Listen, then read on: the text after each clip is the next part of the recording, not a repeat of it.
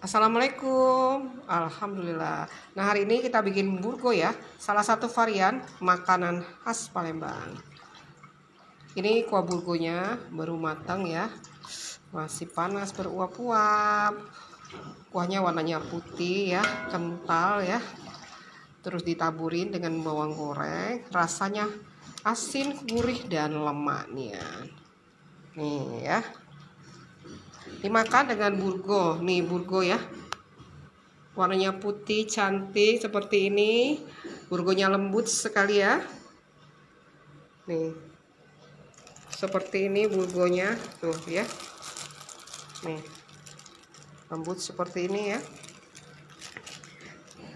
Kita tambahkan dengan sambal cenge ya. Taburi dengan bawang goreng.